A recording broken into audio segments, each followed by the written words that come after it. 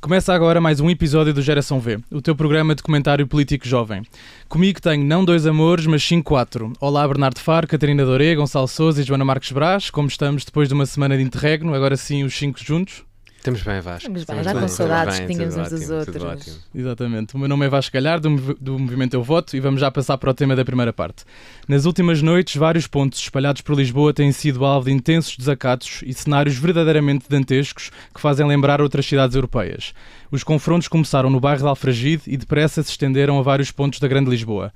Tudo começou com a morte de Odair Muniz, um cabo-verdiano de 42 anos, que vivia no bairro do Zambojal com a mulher e os filhos. As circunstâncias da sua morte estão a ser investigadas pela Polícia Judiciária, que já interrogou o agente autor dos disparos.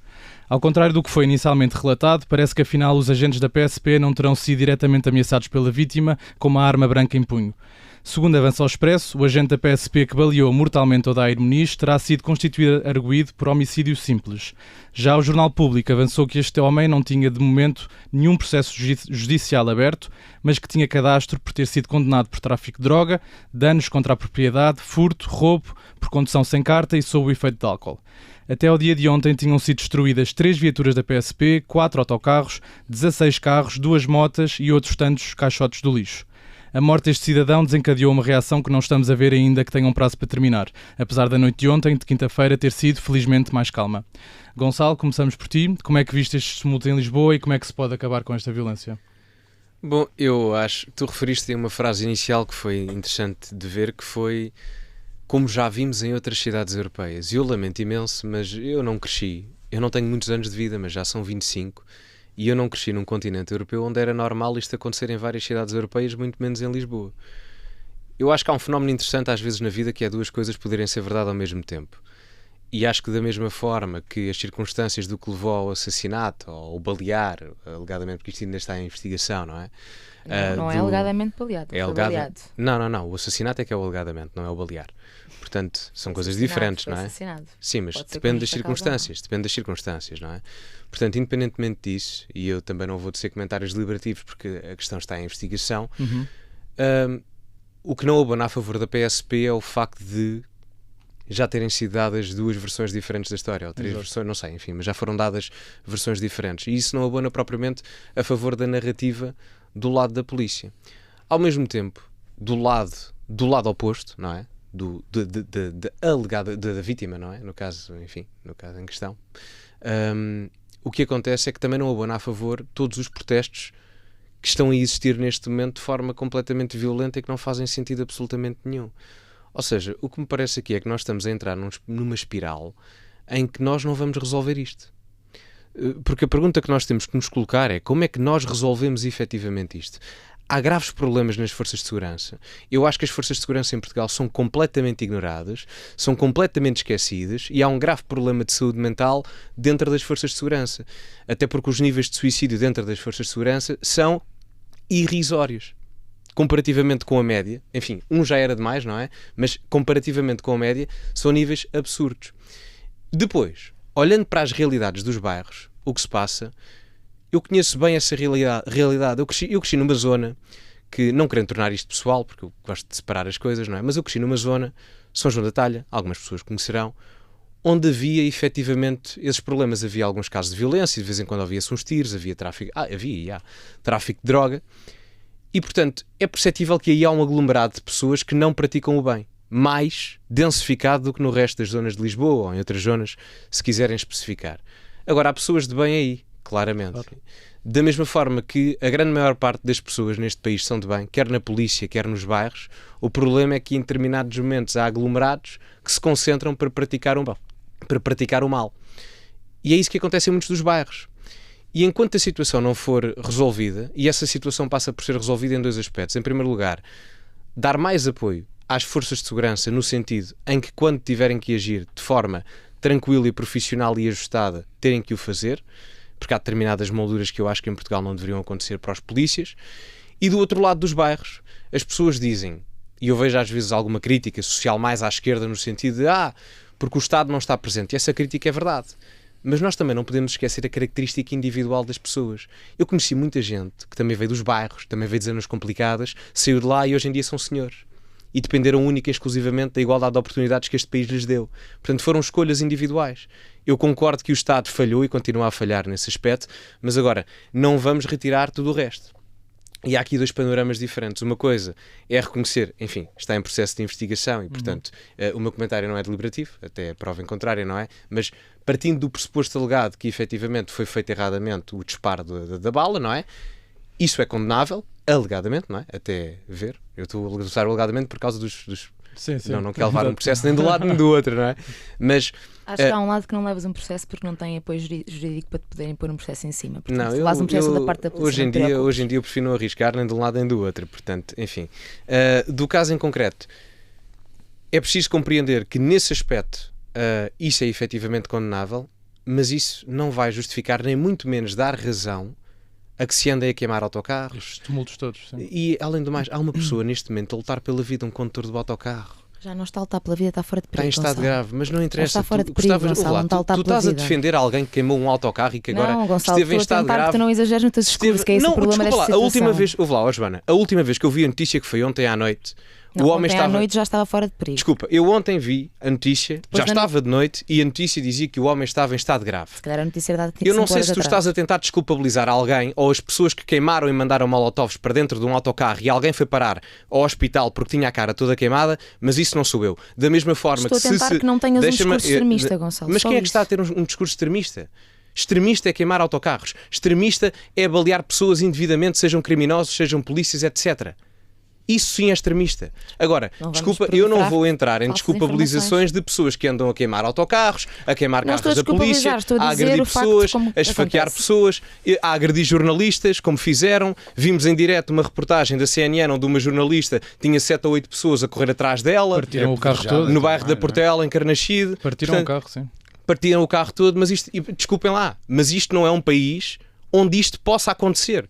Isto não é normal. Eu não vou desculpar nunca uso indevido de força de abuso policial, porque isso às vezes acontece, não é a norma. Da mesma forma que também não vou desculpar uma normalização daqueles que, em termos densificados em alguns bairros, se aproveitam disso para praticar o mal. Lamento imenso, nem de um lado nem do outro, porque isso não faz sentido. Eu posso só dizer, é que isto mostra muito que esta situação está... Lá está muito polarizada e tu disseste isso tudo, mas a Joana nunca, ou seja, neste caso nem sequer ainda discutimos o cerne da questão, mas ela só disse que o senhor já não estava a correr perigo de vida, que eu também não sabia, pronto, era só uma informação. Não, mas os comentários anteriores do processo só de um lado e do outro, certo, tu podes levar processos dos dois lados, forma, não é? Pronto, portanto... Para mim, o ponto essencial aqui é que nós não sabemos de facto o que é que aconteceu e, portanto, não serve de nada estar a dizer que o polícia devia ser condecorado, também não serve de nada dizer que foi racismo. Desculpa lá, mas deixa-me isso não são terminar. Palavras, não, agora não estou a falar de ti, estou a falar daquilo que nós vimos na televisão. Não estou a falar de ti, Gonçalo. Por amor de Deus. Mas foi de facto aquilo que nós vimos na televisão nos últimos dias. Não serve polarizar o debate. Isso, e neste caso a única coisa que eu vi aqui e que é natural é que as sensações estão muito à flor da pele. É verdade.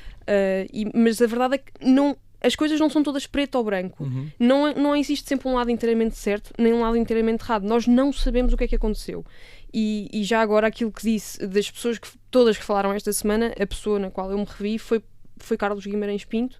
Não sei se tiveram a oportunidade de ver, eu só vi um certo da sua... Vi ontem na CNN. Certo da sua intervenção, exatamente, pronto. E ele disse aquilo que eu me revejo, é que, primeiro, nós não sabemos o que é que aconteceu e não é justo nem fundamentado dizer que os moradores dos bairros são criminosos, não é justo nem fundamentado dizer que os polícias são más pessoas, mal intencionadas e racistas. Portanto, não é justo sequer tornar este caso num caso de racismo se nós não sabemos o que é que aconteceu. Certíssimo. E, portanto, a única coisa que eu gostava de fazer aqui quanto a este caso, e aliás, eu nem sequer queria falar muito sobre isto, acabei já por ter falado um bocadinho, mas a única coisa que eu gostava de fazer é esperar pelo final do inquérito para tirar ilações, para tirar interpretações daquilo que se passa na nossa sociedade, manifestar total solidariedade com a família e com os amigos da pessoa que morreu, porque recordemos que perdemos uma vida. Claro que sim. E pronto, e também acho que, apesar de tudo, e eu não sou a favor nem desculpabilizo ações de violência, mas eu acho que é muito importante escutar estas pessoas e escutar de onde é que vêm. E se isso não acontecer, vai ser impossível parar a violência. E pronto, só para finalizar, desculpem, também tenho visto muito as intervenções do António Brito Guterres, que acaba por ser a pessoa talvez mais conhecedora da realidade dos bairros, e ele de facto disse uma coisa que eu achei muito interessante, que é, reparem bem nas coisas que estão a ser violentadas. Autocarros e paragens de autocarros, isso ou carros de polícia, esse é o contacto que as pessoas têm com o Estado. É porque andam de autocarro e porque a polícia passa nas suas casas. As pessoas estão muito esquecidas pelo Estado nestes bairros. Desculpa. E os caixotes do lixo também são um dos pontos. Já acabaste? Gonçalo, eu não estou a defender um lado ou outro lado. Eu estou a tentar que a conversa não fuja subtilmente para defender um lado. Quando tu disseste alegadamente assassinado com tendo sido baleado, deixa-me só explicar não deixa de ser um homicídio se for em legítima defesa. Não, eu queria dizer no sentido de matar alguém. Dá-me um compasso jurídico. Mas, ou seja, percebes? A questão é, ele não foi alegadamente assassinado, nem foi alegadamente... Ou homicídio, percebes? Foi mas é que ele levou 4 tiros e morreu. Certo. E, portanto, mas essa não é a questão. Pode não ser criminalizado pela polícia, porque pode-se provar que há uma justificação, até ver e tudo aquilo que indica que não houve justificação nenhuma. Portanto, mas isso não é alegadamente. E quando nós usamos esse discurso dessa maneira, parece que estamos a tomar um lado. Eu não vou tomar lado nenhum. Aquele comentário que eu falei do apoio jurídico é factual, ou seja, estas pessoas... Se olharmos aos números da quantidade de casos, da quantidade de litígios que há neste momento em tribunal destas pessoas, estas pessoas são representadas pelo apoio judiciário. As pessoas não têm fundos para contratar um advogado privado, claro. E nós sabemos a diferença que isso impacta num litígio. Deixa-me só dar a nota que eu queria dizer, porque eu creio que há uma diferença jurídica, explica-me se estiver equivocado, não era assassinato, mas homicídio. Sim, ou seja, o homicídio... É só uma questão de porque tem a ver com a intenção, não é? O crime previsto é homicídio, não é assassinato. Ok. O assassinato é a forma que tinha ideia, só para fazer aqui a retratação, claro. Mas tinha ideia que havia a diferença porque teria a ver com a intenção. Porque acho que é o que se debate aqui, não é? Não, porque o homicídio, por exemplo, o homicídio negligente ou o homicídio involuntário. Sim, no homicídio tu tens vários tipos de homicídio, vá. E é assim, o que é que tens em conta para tipificar o homicídio? A intenção, a o termo assassinato, daí a questão. Nossa advogada estagiária, queres dizer não, é só para dizer que assassinato não é o termo jurídico. Pronto, é homicídio. Então daí, isto é bom esclarecimento. Mas, não, é bom porque imagina, eu equivoquei-me há bocado e portanto... Não, claro. A minha questão aqui é, e é isto, por isso é que eu fui interrompendo, que é, acho que nesta questão é muito e o que eu tenho estado a ver durante esta semana é isso, é que a maior parte das pessoas tenta encontrar um culpado, tenta polarizar-se, exatamente como a Catarina disse, e eu subscrevo tudo aquilo que a Catarina disse, e também gostei muito de ouvir Carlos Guimarães Pinto, como gostei muito de ouvir, por exemplo, o nosso Chicão, no CDS, que normalmente é sempre assim um bocado... Vai falar, não sabia, não ouvi. Vai falar, bem. E eu gostei muito de ouvir falar, por acaso. Portanto, quem dirias, porque isto não tem a ver com a nossa ideologia. Ou seja, eu acho que é consensual, que acho que não há ninguém, a não ser alguns elementos do Chega, acho que ninguém quer ver pessoas a morrer na rua. E digo isto porque foi o que aquelas pessoas do Chega disseram, que querem ver pessoas a morrer e celebraram essas mortes. Portanto, com ironia ou sem ironia, não me interessa. Até há uma... Não é petição, mas é um movimento... para criminalizar aquilo que eles fizeram. Uma queixa-crime contra... É? Sim. Com antigas ministras também. Agora... acho que é da Justiça do António Costa. Eu acho que este aqui é o grande ponto, que é, nós neste caso, mais do que estarmos à procura de culpados, nós devemos estar à procura do problema, porque o Adair não foi o primeiro e infelizmente não será o último. Existem agentes vários agentes que foram condenados por abuso de poder e continuam a exercer o seu poder. De um lado temos isto, ou seja, de um lado existem graves problemas nas forças de segurança. Não só esse problema, que é o problema dos polícias serem condenados e continuarem a exercer o seu poder, muitas vezes são modificados só dos sítios onde estão a atuar.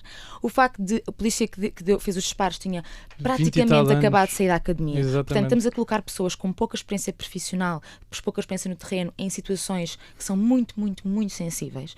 Portanto, deste lado temos isto. Agora, não estou só a dizer, acho que a Força Policial precisa de uma reestruturação, até para proteção da própria Força Policial. Existem elementos da Força Policial que são racistas, aliás, já temos essas condenações. Eu não estou a dizer isto porque é a minha opinião, ok? Agora, acho que até mesmo para as forças policiais que não são racistas, que eu acredito que são a grande maioria, é mais seguro para estas pessoas existir uma reestruturação do sistema, porque neste momento todos envergam a mesma farda e por isso depois começa a haver esta polarização e de repente há pessoas que andam pela rua a achar que todos os polícias são racistas, que não são, mas existem elementos racistas dentro da força policial, tal como existem elementos em bairros que são criminosos, mas também existem elementos em bairros que não são criminosos. E, portanto, Ricardo Salgado nunca viveu num bairro. Exatamente, mas não agarrar tudo, não olhar para um sítio e pensar que é tudo a mesma coisa. E depois, quando estamos aqui a falar sobre este tema, de repente começa a haver um aproveitamento por parte da extrema-direita, por parte de algumas forças à esquerda, e que estou a dizer igual, não é força da esquerda, da extrema-esquerda. Não acho que extrema-esquerda. Isso é outro debate. Portanto, fazem utilização. Deixa-me só fazer eu acho que por parte do PCP não houve. Fazem utilização deste tema do PCP, acho que não para como arremesso político. A vida do Odair, a vida destas pessoas, a vida destes polícias, a vida de toda a gente está a ser um arremesso político dentro da Assembleia e depois em comentário político que é feito por deputados e feito por líderes parlamentares. E andamos aqui tudo nisto e ninguém para e pensa realmente como é que vamos reestruturar isto. Esta semana eu tomei conhecimento que não sabia que existe uma coisa que são as zonas urbanas sensíveis. Ora, existem zonas no nosso território onde, por causa da composição socioétnica, com base na composição socioétnica, por existirem um grande número de pessoas socioétnicas instáveis, esta zona é considerada uma zona urbana sensível, não é só por causa disso, é por causa de uma série de fatores, mas um dos fatores é a composição socioétnica, portanto, a etnia da pessoa e o componente sociológica, e essas zonas são consideradas estas zonas urbanas sensíveis, onde a polícia dentro destas zonas tem um procedimento especial, que há quem não goste que se use a palavra militarizado. Bom, a polícia tem um procedimento especial e nesse procedimento especial a polícia age com as pessoas que moram dentro destas zonas como se elas fossem suspeitas e por isso, nesta medida, a polícia atua sobre estas pessoas retirando-lhes alguns poderes, nomeadamente quando falamos de Joana, temos que passar para o Bernardo. Como é que se diz? Quando estás encostado à parede, está-me a falhar a palavra. Revistar alguém. Portanto, nomeadamente em todas as situações, o que eu quero dizer com isto é, se calhar, em vez de estarmos a pensar no que é que a extrema-direita diz, ou o que é ser extrema-esquerda, se não é extrema-esquerda, o que é que estamos aqui a falar, se calhar vamos pensar como é que nós podemos resolver o problema. E eu acho que isso é que é o principal. Joana, acho que dissemos coisas parecidas. Bernardo, agora temos que ouvir o Bernardo, que ele tem pouco tempo. Deixa-me só concluir aqui rapidamente. Bernardo, tens um minuto. Antes de mais, é de louvar que em Portugal, a bem ou a mal, o crime continua a ser uma coisa relativamente pouca para aquilo que é a nossa expressão. Ao ponto de um acontecimento destes ser de repente o tema mediático que toma conta das nossas televisões e é polarizado politicamente desta dimensão. Ou seja, se nós estivéssemos no Brasil, se estivéssemos nos Estados Unidos, isto aqui é o pão nosso de cada dia deles lá. Portanto, nesse sentido, só ressalvar que esta é a nossa atual realidade e por isto mesmo, nesta nossa atual realidade, é que temos um caso que ganha este mediatismo. Depois, em cima disto, eu acho que os três aqui já falaram extensamente, portanto eu não vou alongar mais sobre o tema. Acho que eu acho que há aqui um grande tema que eu retiro desta semana, que é, nós estamos a ser governados por um monte de mentecaptos. Isto é que é aquilo que eu acho que se retira desta semana. Porque nós temos do lado da esquerda uma polarização de que é tudo um monte de coitadismos e é só os coitadinhos e os racistas e a polícia sempre péssima e o grande mau desta situação toda, e do lado da direita uma total desculpabilização. Temos um Pedro Pinto que a polícia houvesse mais. Como é que ele disse? Ele disse qualquer coisa do estilo se entrasse a polícia mais vezes a entrar a matar, o país estava em ordem. Exatamente. E isto não só é de um perfeito mentecapto no sentido do que ele disse, como pronto, acho que isto é tão redutor daquilo que foi a atual circunstância em que estamos aqui todos a viver, mas pronto, fechemos este tema porque acho que não há aqui muito mais a dizer. Passando agora às recomendações, vou pedir à Joana, ao Gonçalo, à Catarina e ao Bernardo para fazerem a sua recomendação da semana. Bernardo, o que é que vais recomendar aos nossos ouvintes e espectadores? Olha, dado que as eleições dos Estados Unidos da América estão aí à porta, eu sugeria um curso, neste caso oferecido pelo Observador, com o custo de 30 ou 60 euros. Exato, eu ia dizer que não era oferecido, sim. Sim, oferecido na medida em que disponibilizado, que é o Guia para as Eleições Americanas, portanto um curso dado por Lívia Franco, e que podem encontrar na página do Observador, e acho que pode ser aqui muito útil para aqueles que se queiram rapidamente ter um grande shot sobre o que são estas eleições. E é mais barato para assinantes, também só deixar aqui essa nota. Exatamente. Joana? Eu vou recomendar um espetáculo de teatro que se chama Class Enemy, que está no Teatro São Luís até domingo, portanto podem ir ver até domingo ainda, tem sexta, sábado e domingo. E eu vou só ler aqui a sinopse, que é muito curtinha, porque eu acho que este espetáculo tem mesmo a calhar com o tema que falámos na primeira parte. Portanto, a sinopse é: ao mesmo tempo, agressores e vítimas, 6 rapazes barricam-se numa cave de uma escola como forma de resistência a um sistema que acreditam que está contra eles. Acabam por construir uma fortaleza com uma ordenação de poderes desequilibrada e tendo a desigualdade e a violência como ponto de partida, que é a única linguagem que conhecem. Mas serão eles que rejeitam o sistema ou é o sistema que os rejeita a eles? São eles que criam uma fortaleza ou é a própria escola uma fortaleza contra eles? Espero que possam ir ver sábado ou domingo no São Luís. Obrigado, Joana. Gonçalo? Bom, a minha recomendação pode surpreender algumas pessoas, mas a semana passada, não sei se já foi esta semana ou não, acho que foi a semana mas passada, o Liam Payne faleceu, infelizmente. E curiosamente, eu gostava bastante de algumas músicas dos One Direction. Acredito que a maior parte do público feminino também gostasse dos One Direction em si. Eu gostava mais a nossa infância, não é? Sim. Infância e adolescência. Eu gostava bastante das músicas deles. Portanto, vou recomendar aqui as minhas 3 favoritas, que era o Rock Me, o Drag Me Down e You and I. Muito bem. Portanto, fica aqui uma recomendação, porque, enfim, eu ouvia bastante, e de vez em quando ainda ouço. Parece o Sousa Pinto, que também trouxe assim uma música interessante. Trouxe? Ao Vichy Suado. O que é que ele trouxe? Sipping Purp? Não. Força. Catarina?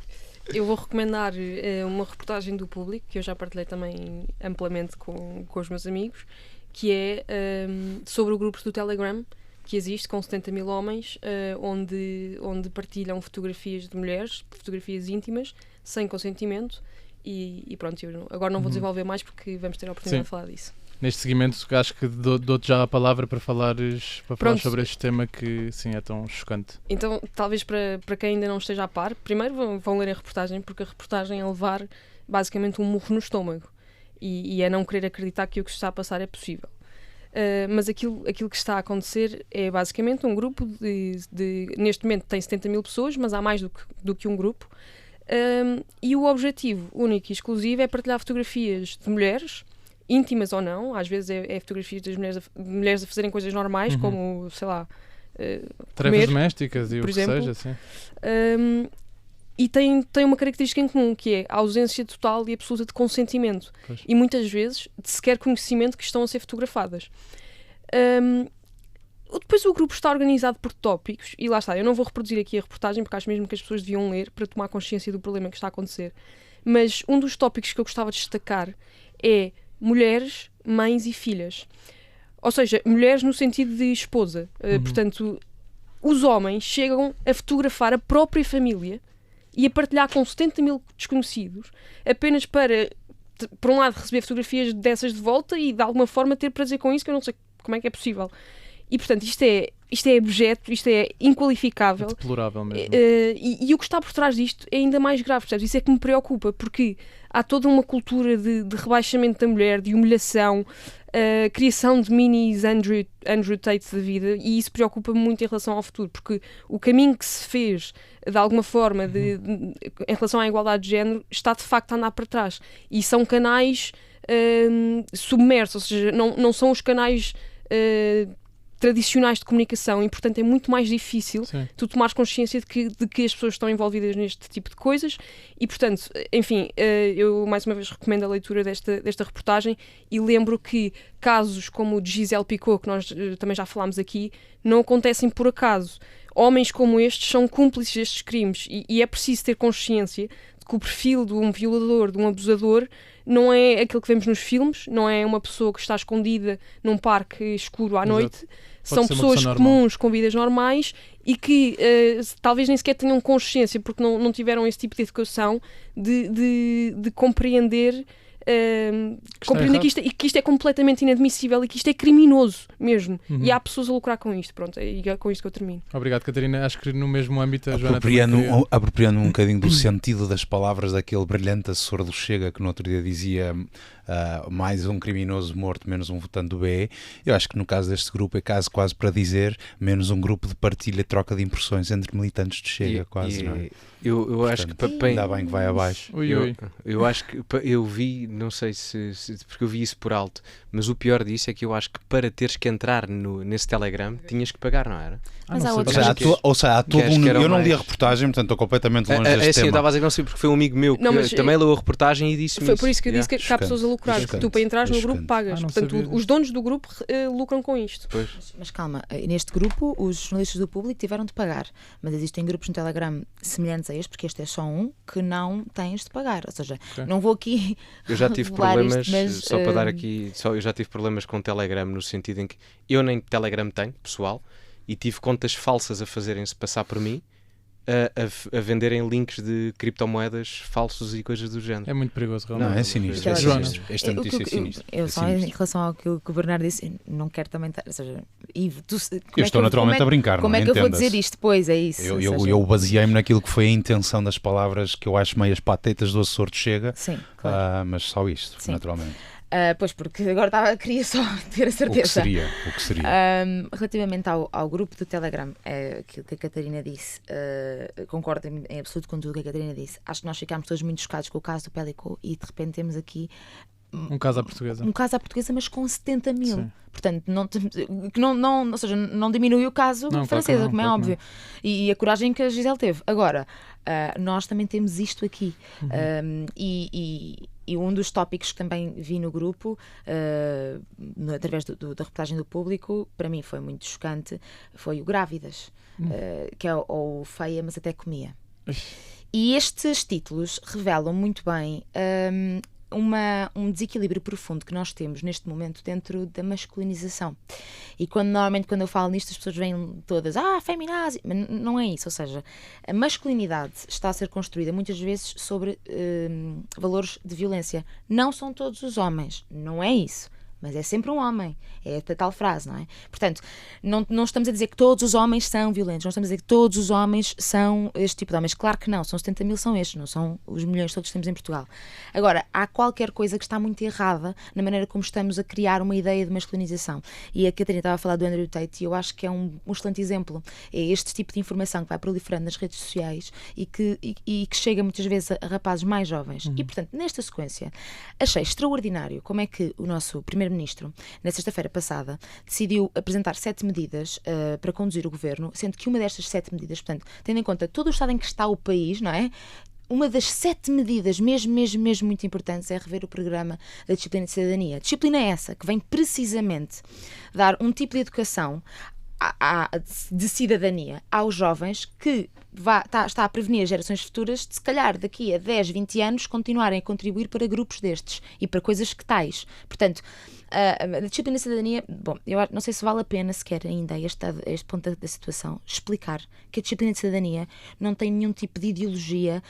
Aliás, ideologia de género nem sequer é um termo científico. E quando o Primeiro-Ministro faz uma referência às amarras ideológicas, está a fazer também uma referência ao livro da família de identidade gerido por Passos Coelho. Portanto, está tudo muito errado. Gerido não, ele só apresentou. Apresentou, pronto. Mas foi apresentado e foi mediatizado por ele. Sim. Certo? Portanto, ele é que tornou aquele livro mediático. Portanto, acho que está tudo muito errado nesta maneira de repente abordar esta questão da disciplina de cidadania, e acho que a disciplina de cidadania, tendo em conta esta notícia, se já era importante, então agora muito eu bem. Acho que ficaram sem qualquer tipo de argumento. Obrigado, Joana. E também no seguimento, Gonçalo, tu querias falar sobre o discurso? Sim, queria. Num âmbito um bocado diferente do da Joana, porque eu acho que o Luís Montenegro está a ser muito estratégico. Está a tentar jogar xadrez, quer com o Pedro Nuno Santos, mas principalmente com o André Ventura. Chega, sim. Porque eu olhei para o discurso do Luís Montenegro e há vários pontos ali. Ele apresentou, salvo erro, corrijam-me se estiver equivocado, mas eram 7 pontos, não era? Sim, 7 medidas, não era? Está a pescar o olho ao eleitorado do Chega, eu não vou falar das 7, não há tempo para isso, mas selecionei algumas que são claramente estratégicas para roubar eleitorado ao Chega. Primeiro há a questão dessa, mesmo que seja só narrativa política e não se faça nada, há essa questão da cidadania, que é um ponto claríssimo, talvez o mais ovacionado, foi mesmo. Concordas? Com o quê? Com o que ele me disse sobre eu acho a cidadania. Que o ensino não deve ser ideológico. Agora, uma cadeira de cidadania acho que é importante. Acho que é importante. Mas em todo o caso. Forças policiais? Sim, foi também o apoio às forças policiais, criminalização severa, ele até usou severa, ou punitiva, já não sei qual foi o termo, mas foi assim foi uma hiperbolização discursiva, não é? Com a criminalização, com a imigração ilegal e o tráfico de droga e a bandidagem, não sei o que mais. Sim. Portanto, claramente bandeiras do Chega. Aí na questão ideológica do ensino, da imigração ilegal e também do tráfico de droga, na criminalidade geral. E depois, talvez, passou assim entre os pingos da chuva, mas eu acho que a mais importante e que talvez possa dar mais votos até ao Luís Montenegro é a construção dos 3 centros urbanos. Porquê? Onde é que os 3 centros urbanos vão ser construídos? Um deles é na zona do Seixal, mas tu até conheces particularmente bem, não é? Exatamente. Sim. Na zona do Seixal. Outro é em Loures, passa por outros concelhos, mas principalmente será em Loures. E o outro é ali na zona de Lisboa, pelo que eu percebi. Loures é precisamente o sítio onde o Chega nasceu. onde André Ventura criou o Chega. E é onde o Chega, em termos de municípios, no Concelho de Lisboa, tem os melhores resultados. Não sei se é o que tem melhores resultados, mas tem resultados bastante generosos em Loures. Sim. E a mesma coisa acontece na Margem Sul. Em vários distritos do Concelho, do distrito de Setúbal, em que o Chega até ficou em segundo lugar. Em Setúbal, o Chega conseguiu 4 deputados e creio que o PSD ficou em segundo lugar, conseguindo 4 ou 3. Portanto, a estratégia do Luís Montenegro passa não só por retirar eleitorado ao Chega de um ponto de vista ideológico na questão da criminalidade geral, na imigração ilegal, tráfico de droga, etc., mas também no cotidiano, com a construção de centros urbanos, de desenvolvimento urbano geral, em zonas onde o eleitorado do Chega é mais proeminente do que propriamente no resto do país, nessas em específico. E um ponto final, que a mim parece-me que o Luís Montenegro quer levar Leonor Beleza a Presidente da República. Pois, falou-se disso também durante o Congresso. Parece-me isso. Leonor Beleza é Presidente da Fundação Champalimau e as famílias Champalimau foram das principais financiadoras do Chega. Não entrando aqui em teorias da constipação, não é? Mas também vi estes comentários feitos em algum lado. Enfim, se é verdade, não sei, não é? Não, a Catarina ia gostar. Mas enfim... Leonor Beleza? Eu gosto bastante de Leonor Beleza, mas enfim, isto... Esta parte final apenas uma suposição, não é? Portanto, para o ar, mas as outras duas parecem-me bastante óbvias. Muito e, bem. Portanto, é mais para aí. Obrigado, Gonçalo. E agora, para terminar, temos o Bernardo, que menos 2 semanas das eleições americanas vai aqui fazer a sua análise do que está a passar. Portanto, estamos a 2 semanas das eleições americanas, que se pressupõe que sejam umas das eleições mais importantes dos últimos atos eleitorais. E eu acho que, antes de mais, portanto, só dar aqui uma visão global de como é que as coisas estão. Sim. Aquilo que está neste momento a acontecer estamos com Trump e Kamala Harris praticamente empatados. Portanto, a distância entre um e outro, na maioria das sondagens, está dentro daquilo que é o erro estatístico. Portanto, neste momento é o equivalente a dizermos que temos um 50-50 técnico. Tudo pode acontecer. Voltemos atrás, já foi exatamente aquilo que na altura acontecia também com a Hillary e com o Trump, se calhar com menos expressividade, mas mesmo assim. Portanto, voltamos a ter, eu diria, a economia mais forte do mundo, um dos maiores players a nível geopolítico, que está com o povo profundamente dividido entre 2 candidatos.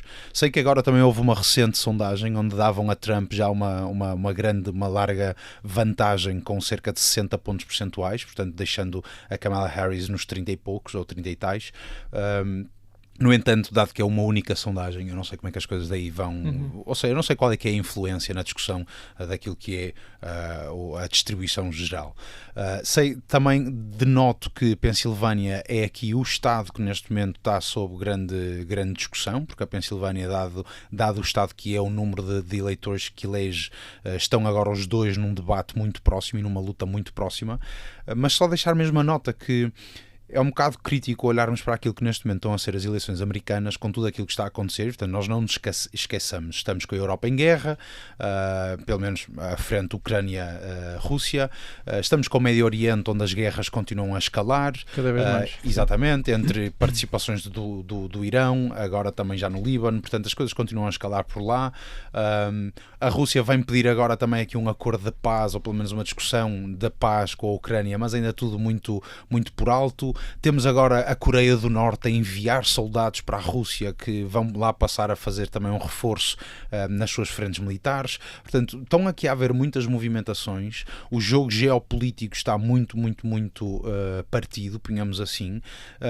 A preponderância americana mantém-se. A necessidade de uma liderança nesta esfera global e nesta discussão de política geopolítica exige-se. E quando eu olho hoje em dia para os Estados Unidos, para os seus 2 candidatos, eu não vejo qualquer vislumbre de luz. E assusta-me muito, porque eu acho que nenhum dos 2 candidatos é minimamente bom. Tu tinhas dito que não sabias em quem votar, continuas sem saber? Não sei mesmo, não sei em quem é que votaria, porque se o Trump é um mal, mas ao menos é um mal já conhecido, mas com o qual eu discordo, diria, com 60% a 70% do seu conteúdo, se não mais, a Kamala Harris também não se demonstra ser uma candidata à altura para estar à frente da Casa Branca. Aquilo que é o seu entendimento económico, eu não sei, eu parece que ela nunca teve sequer alguém que a aconselhasse em matérias de economia, portanto é só assustador aquilo que é ver as suas reações naquilo que serão as suas respostas à inflação, aquilo que será a sua gestão das taxas de juros, como como é que vai revitalizar ou não a economia americana, como é que vai relançar a economia americana no mundo. Portanto, aquilo que vão sendo as respostas dela parece, pronto, são completamente desprovidas de sentido crítico, mas depois quando se olha para o Trump também não oferece nada de melhor nem de novo, não é? Portanto, são dois candidatos, eu diria, profundamente fracos. E é também só de notar aqui uma particularidade que eu acho muito interessante, que é, se Barack Obama lá foi conseguir, na altura quando ganha pelos democratas, foi através de uma grande massificação do voto junto das comunidades afro-americanas, a Kamala Harris, coincidentemente, não está a conseguir fazê-lo. Portanto, estamos a ter muitas comunidades afro-americanas que vêm precisamente dizer que não, o nosso voto vai ser declarado e vai ser no Trump. E, portanto, tem muita piada ver isto.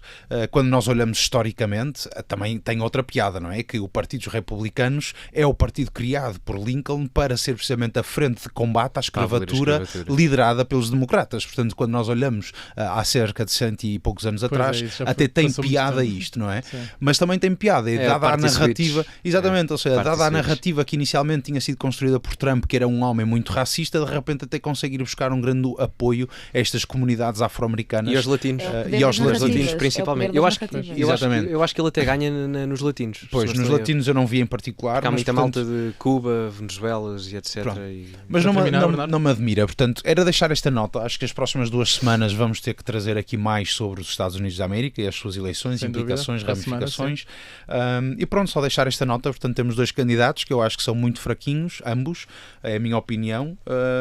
E pronto, e a ver, vamos. O Bernardo não sabe em quem votar, Joana. Tu? Kamala. Exato. Kamala. Catarina também. E Gonçalo? Trump. Ok. Muito bem. O nosso tempo chegou ao fim. Obrigado, Joana Marques Braz, Gonçalo Sousa, Catarina Doreia e Bernardo Faro. Temos encontro marcado sextas-feiras às 21 horas e estamos sempre disponíveis em podcast e em vídeo no YouTube, onde podes seguir o nosso programa e partilhá-lo com os teus amigos e família. O Geração V é uma parceria entre o O Voto e a Rádio Observador. Eu sou o Vasco Galhardo. Muito obrigado por estares desse lado. Tudo a correr bem e até para a semana.